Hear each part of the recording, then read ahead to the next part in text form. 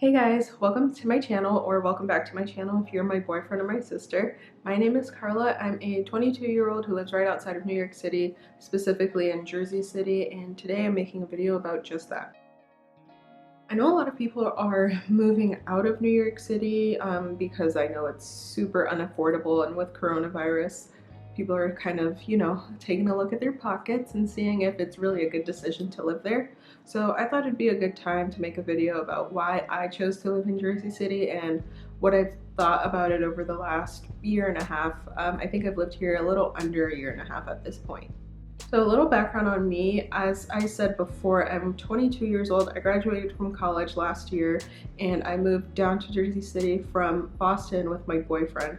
And the first apartment that we moved into was a little bit further away than we wanted to be. So we actually just moved to a new apartment that's closer to a train station about a month ago. Growing up, I did come to Jersey City a few times because I had relatives here, but I always thought it was quite dusty, and it's really improved over the years. There's a crap ton of construction, and that's just to account for the influx of people coming here. So I actually live in a new building now, so no one has ever lived in this apartment before. And my last building, I think I lived in it probably 1 year after it was completed. I know everyone's curious about the rent of Jersey City versus Manhattan and what you get here versus there, so I just want to talk about how much rent I'm paying at this apartment and my last apartment.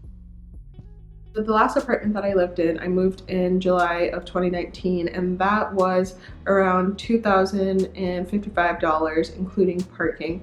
So that had a covered garage, and that was located in a neighborhood of Jersey City that, to be honest, to this day I still don't know what it was called, and it was in the middle of nowhere, but the rent was, the building was cool, and we lived in a one bedroom that was approximately 725 square feet. So it was quite a bit of space, and like I said, the building was pretty new.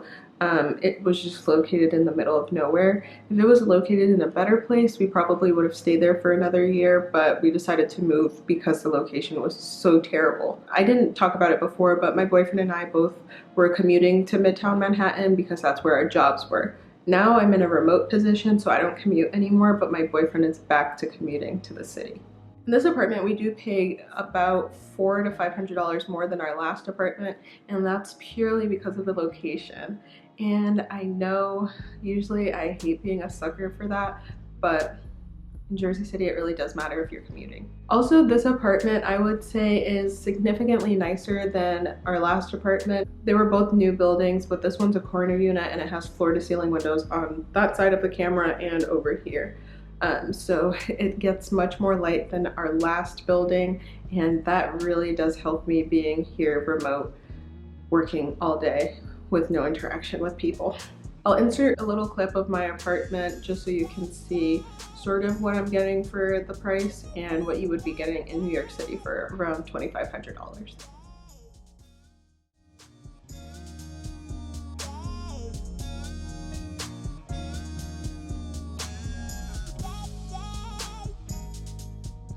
So a lot of what shows up is in East Harlem and Harlem, and there's really not much in Manhattan. What I put in for the filters are what I have in my apartment, which is an AC, but a wall unit AC, not a window unit, and an in-unit laundry, which I forgot to mention, but I do have that, and I think it's a little ridiculous to charge someone $3,000 with no washer and dryer.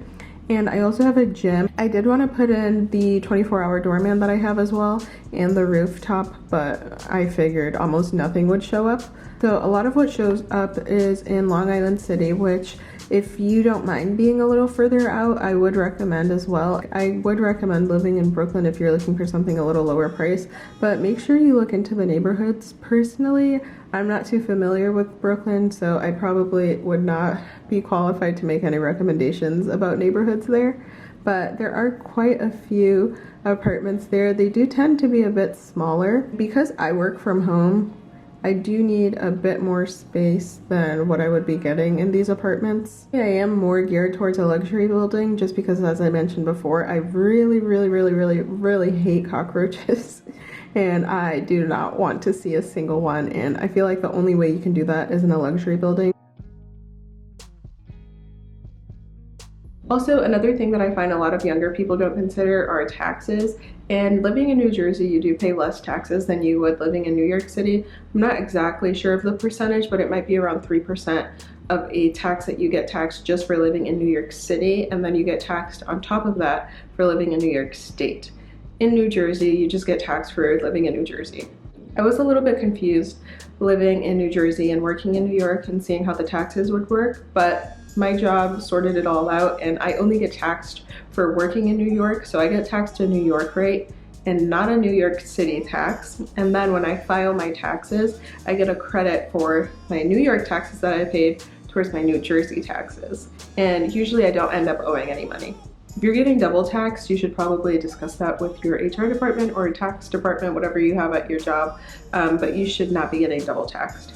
We were looking after our last lease ended to see if we wanted to stay in Jersey or maybe move to Brooklyn, but I would be losing out on probably $3,000 to $4,000 in taxes just by living in the city, and to me it just wasn't worth it. Also, the commute time. I know a few people who live in Brooklyn and their commute time is probably longer or about the same as commuting from Jersey, and now that we live right next to a train station, our commute is pretty good in my opinion. My boyfriend has one of those electric scooters, so his commute can be anywhere from 30 to 40 minutes door to door, which I think is pretty good for living in a whole other state. Just to run through the transportation system that we have here in Jersey City, it's called the Path, and there's about 3 or 4 stations in Jersey City, and it goes into New York City about 5 stops. I think it might be a little more honestly, but it goes all the way from the World Trade Center all the way up to 33rd Street. And there's different lines, and I think it's pretty affordable. If you get a pass for 30 days, I believe it's $100, and if you just pay for rides using your Path card, it's $2.50, so round trip it would be $5. That is pretty quick. It runs probably every 5 minutes when it's during the work week. On the weekend it might be a little bit slower, but it's still nothing inconvenient. And from where I live to, say, West Village is probably only a 15-minute train ride, because the West Village stops are at the beginning of New York City and my stop is closer to the end of Jersey City. People who live in Jersey City but go into New York City every day, even just for leisure, or if you wanted to go to a restaurant, it's totally accessible. You could even drive as well, and that would be, I think, a $16 toll to go in, and then there's no toll back. Jersey City is significantly smaller than New York City, and specifically significantly smaller than Manhattan and Brooklyn, so it is a little bit of a different experience, but it is super packed. I think the population is only around 250,000 people, so it's more of a calm style of living, which I appreciate since I did come from Boston. It's not a huge city, so New York really did stress me out, and it still does to this day. So I do appreciate Jersey City just because I feel like I can get a little in between a big city and a small town. Also, there's restaurants, cafes, bars, everything. So even if you wanted to experience that, you don't necessarily have to leave Jersey City to get that. Lastly, the neighborhoods I would recommend are probably Newport, Grove Street, which is the downtown area, and Journal Square. Those are all of the neighborhoods that are around the Path train stations, and you definitely want to stay around the Path train station if you have to commute for work or if you just want easy access to the city. Our biggest mistake when moving to Jersey City was moving so far away from the train station, so definitely make sure if you want some semblance of a city life that you want to stay close to the Path stations. If you want cheaper rent, obviously I would suggest going further out, and you'll see the price drop as well. If you don't mind not living in a building, there's a lot of cheaper rent that exists in decently good neighborhoods. I don't find that there's, too much violence here just because the population is dramatically smaller. I would recommend, however, staying out of a neighborhood called Bergen Lafayette. If there is violence in Jersey City, that's where it is. There might be, small car break-ins here and there, but compared to what happens in New York City, it is dramatically less. So all in all, if you are looking to save money, I would definitely recommend Jersey City. It's a great experience. There's a lot of nice towns around, and if you have a car, you can even drive further into New Jersey, which I love to do. But if you don't have a car, you also have easy access to the train, so you can go into the city every weekend or every day if you wanted to. There's also some great parks here. There's a park called Liberty State Park where you can actually see the Statue of Liberty from there in the city. So it's a really nice and up and coming city with a lot of cars beeping and interrupting my videos all the time. But other than that, it's been a great experience and I feel truly comfortable here. So if you're looking to move here, I would totally recommend it. So I felt pretty safe the whole time I've been here.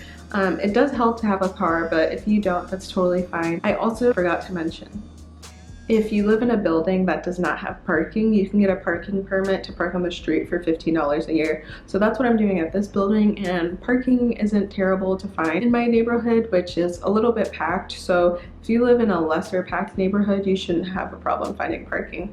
I personally don't think I would ever live in Manhattan just because I have a fear of cockroaches and rats, and if I'm not shelling over $4,000, I really don't think I'm gonna get the quality of a building I would get in Jersey City over there.